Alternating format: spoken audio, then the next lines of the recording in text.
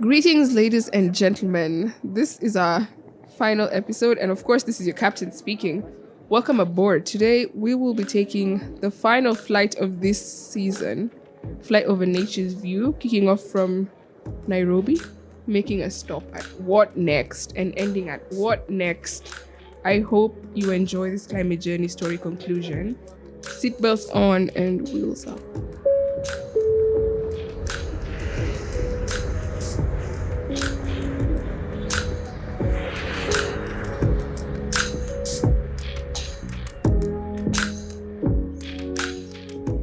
My dear passengers, as we close this intriguing set of maiden flights, I would like to thank you truly for your courage to listen and decide within yourselves on what actions you will take for planet Earth, for engaging deeply and not only with resources, but with also your feelings, for hope that will indeed turn the course of the planet before the time bomb apocalypse hits us in the next 7 years.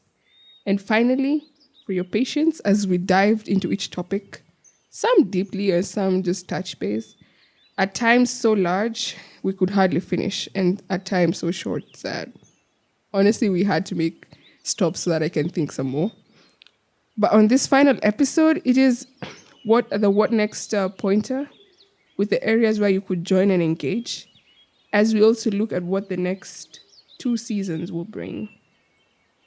I prefer to work with individuals and grassroots organizations as compared to the biggies because that is exactly where change lies with the grassroots people.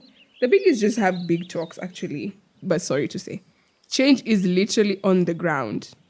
And honestly, if you don't get this joke, and not in conference halls and board meetings and boardrooms in high-end places, it is with the people on the ground, the inhabitants of the earth, and by this, its guardians. And I hope we take the mentality of having too much talk and less action and inverse it to more action. More action being centered around the people in the grassroots. So I'm going to suggest to you areas that you could join in, take action for Earth. No restrictions, any form of age, gender, location, education, background, location, name it. There's no restriction. Anyone can jump in and take action. I have a favorite quote, by the way. I got it from an animation that I watched called Horton, Here's a Who. If you haven't watched it, go watch it. It's pretty old by now. And by the time some people will listen to this, but go watch it still. The quote goes like, a person's a person no matter how small they are. So, and in small, I always put the asterisk because it's replaceable no matter how young they are, no matter how tall or rich, poor. It's very adjustable that a person's a person no matter how dash they are. So one side you could join in is on the legal side. And this is something I mentioned during the first episode of the clamor that we are having with Stop Ecocide International. And this is something we will talk about also in the next episode when I have someone on board from them, where we have the legal side trying to make environmental crimes illegal. This majorly dealing with mass distraction because ecocide is defined as wanton acts committed with knowledge of the mass destruction it will cause. So this is more or less for the mass destruction, but I know the deterrence and the punishments that will come from there will also deter individuals who are planning to commit ecocide. And you can join if you're a youth or not. You can join on this clamor because the vote will be coming. I hope by the time people are listening to this in the future, it will be passed. But the vote will be coming maybe December of this year, 2023, where we will try and make ecocide the fifth crime in the Roman statute under the ICC. And by this, make it illegal for all the members of the Roman statute countries. But anyway, that's one side you can join. You could join Youth for Ecocide Law, which I am part of, leading strategy and policy, and would love to have you there because we're advocating for different strategies on how to make ecocide and environmental crimes illegal as opposed to just slaps on the wrist. Anyways, another place you could join is UNEP, United Nations Environmental Program, which, by the way, the office is in Nairobi and has a whole wing called the Major Group for Children and Youth with different capacities like Yongo and the health side, the ecosystem restoration side, which now I am part of, ecosystem restoration, joining on a local or international conference regarding climate change, which I know they're quite numerous and some are webinars. Everything has gone online since 2020. So just joining on a call that you see is talking about climate change on how to go about it. And, if you want to join in just to also listen for knowledge base, you can have a lot of those from the various social media platforms I was talking about. And I will attach, if I haven't, to those pages. And if you feel more radical on the environmental side, you can join in on a strike. Use it positively to voice your concerns and frustrations. I have joined in one this year, and I know there's something big started by one famous person, Fridays for Future. If you feel, or if I feel, I first need to understand climate change more before joining in on strikes. Strikes, by the way, are kind of good avenues where you can voice out your concerns because they usually and without fail get their attention. So this is one good place. But if you feel like I do not know much on the climate field before I can go out and start posting on social media or start joining strikes or going for conferences, there are various platforms and various spaces which you can get the knowledge, quite literally whole full courses on climate change and different aspects of it. And the UN bodies have been quite helpful when it comes to this. We have the UNDP, UNESCO, United Nations Climate Classroom, Youthtopia. This is something I found out recently, and different. I will attach all this, not to worry. They have different curated courses for climate change, and if you want to know more about climate change in different areas, including the ocean side, because I am more of SDG 15, which is life on land, as opposed to life underwater. There's everything in the climate world that you would like to know under these platforms. And if all this still sounds out of reach for you, then do something within your reach, right? Buy a tree today instead of buying a Big Mac. I know that's kind of, I don't know, controversial. Just buy a tree. It's way cheaper, honestly, and you will go for more lifetimes than you. So it's a worth investment. Not all the time. Don't pass your Big Mac, by the way, but you can buy a tree once in a while in its place.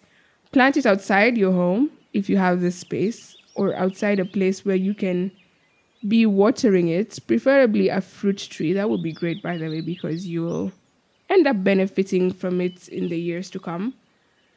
Tend to it and watch your love for trees, as with everyone I have actually encountered, grow. Watch your love for trees grow. That's interesting. So another way can be normalize giving tree gifts or carbon sequester gifts to your friends.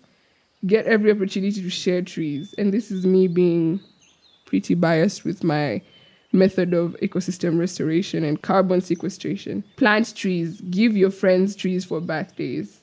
Gift your grandma a tree. Gift everyone a tree. I have actually been doing that. I've been giving seeds to people. So let's go green. Another opportunity that you can jump in on, and this is something we mentioned during the food production episode. Grow your own veggies, even on your balcony and kitchen windows. It is possible, by the way. And I will be bringing a guest in the next season who will take us a whole rundown on how to do this, even if you have little space. It is possible to grow your own veggies, and it is quite the good thing because you're sure you know what you're eating and the fertilizers and manure that is going into it. In regards to going green and also growing your own vegetables, there's a whole Japanese method called the Miyawaki method. And maybe I'm giving out too much too soon, but stay tuned for the next episode, all right? Another option in which you can take action is reusing your water. And show this also to your children, and this is also for schools. Reuse water. Use organic waste for manure. Avoid single-use plastic. Clean up after a day in the beach. And generally, just clean up the trash around you. I don't think it's locked out only to cleaning up at the beach. I, by the way, got a hold of my friend from Hurricane Island. I think that's in the Pacific in the US. And they have a threes campaign. When you go to the beach, you come back having collected 3 trash items at least. Not only is it limited to going to the beach, but sometimes you can intentionally just walk to the beach to collect trash as opposed to going to the beach for swimming and stuff. So we have people who just walk there to collect 3 things or more. We have people after having their fun, they collect 3 things or more. So it is possible to clean up and to have actions that are oriented towards growing biodiversity and mitigating climate change in regards to starting small. So it is possible to achieve a sustainable planet, but only if we all act together. By the way, go watch Horton Hears a Who if you haven't. It shows the strength in possibilities on working together because the whole community ends up coming together to save their whole planet. But I will let you watch it so you can decide for yourself. When I was growing up, by the way, we only had reuse, reduce, recycle. So I have found a more comprehensive one that says rethink your choices, refuse single use, and this is maybe towards plastics, reduce consumption, reuse almost everything reusable, refurbish old stuff, repair before you replace, repurpose, be creative and reinvent, and finally, recycle as the last option. I hope you understood. Rethink, refuse, reduce, reuse, refurbish, repair, repurpose, and finally, recycle. I think it's such a good thing to teach actually to kids. I will look into that. But if you follow this, we would have more sustainable system. This is something we need to talk about when it comes to business. And we will see how honestly we are the ones who can heal ourselves and we are the ones who will heal ourselves. Next step. There's a whole episode full of exciting and vastly knowledge full of guests. And this is now as we move towards the end of our first set of journeys. The next episode will be having guests coming aboard. We will talk about plastics, climate grief, green travel, Miyawaki, and greening cities. Let me not preempt all of this because I'll have to keep you on the hoop so you can come back. But I'm also excited about the next season that we'll be talking about fresh water and the challenges that come with it.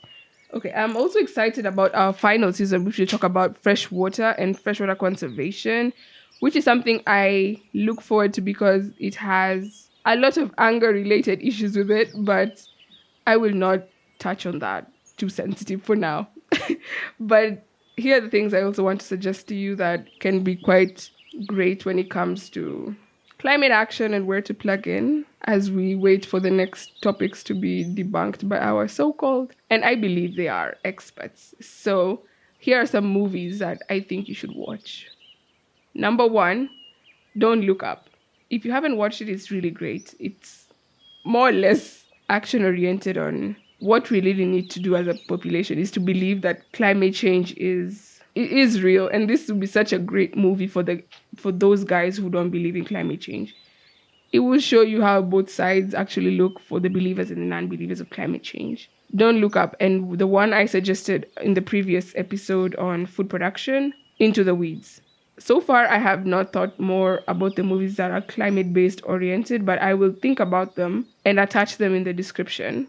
I also have been vibing to a few songs that are quote-unquote related to climate change and climate grief. And there is one song, by the way, I listen to this band.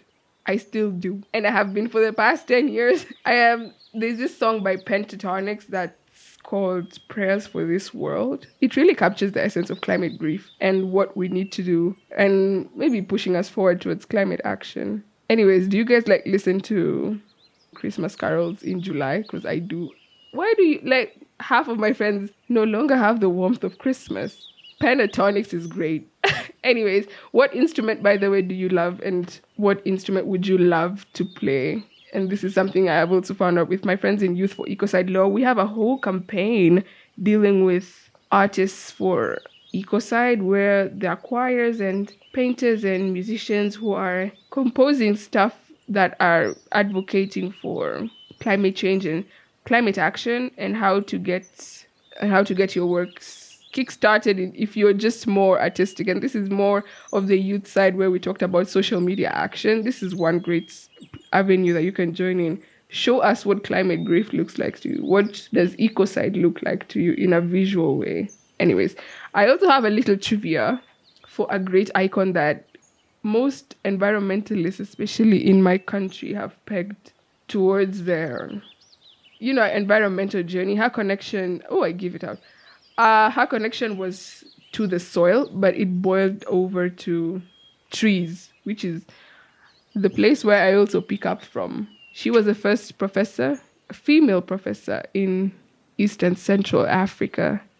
She was the first girl. It's a whole book, and I will talk about books shortly.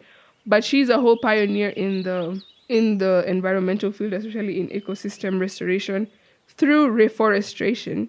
That is planting trees. Her name was Wangari Maathai, Professor Wangari Maathai. And now that I have mentioned her, I would not want to preempt a lot of her stories, but she is one key icon that shows how it's the simplicity of taking action from where you are that actually changes the world. She won the Nobel Peace Prize in 2005, being the first African and Black woman to actually win it for planting trees. Can you imagine if my trees right now could get me a Nobel Peace Prize? That would be so great. But there is strength in having to take action because it's possible, and she showed it to us that it's possible to actually defend the environment and live a just life and have to be recognized even for such small actions.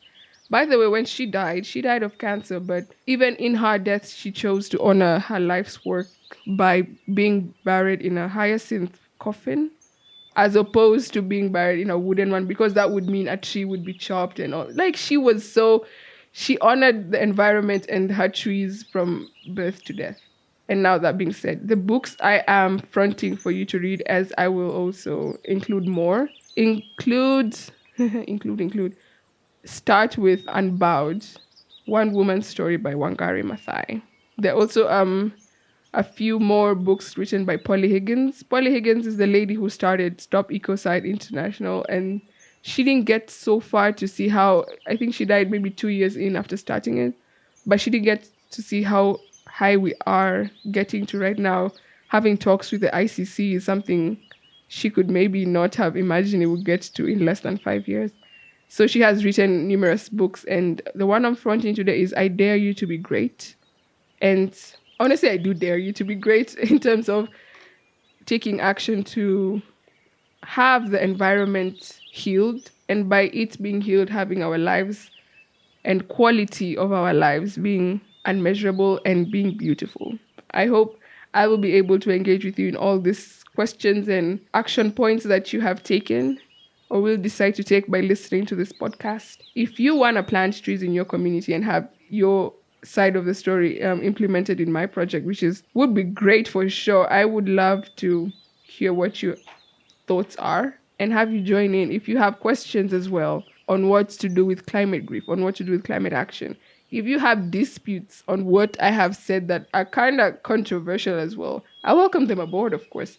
I'd like to hear what you think, because that's how we learn. And having the different perspectives and cultures featured in the global audience is something that's really nice to learn from. And now, even as I conclude, thank you very much, truly, my passengers, for taking these flights with me and taking your time to listen and learn from me, as I also learn from you. I hope for sure to see you on the next set. Listen, if everything just makes sense and all I've talking about is just lots of troubles and a few last 2 episodes dedicated to solutions, if all this doesn't make sense, I'd like to finish with this. There is hope, but only hope if there's action. And this all depends on the time we have left. And the good thing is we have time left. So there is hope at the end of the day. And at the end of 2030, there still will be hope. So go green and take action, and all this for a beautiful earth. Bye. That's all.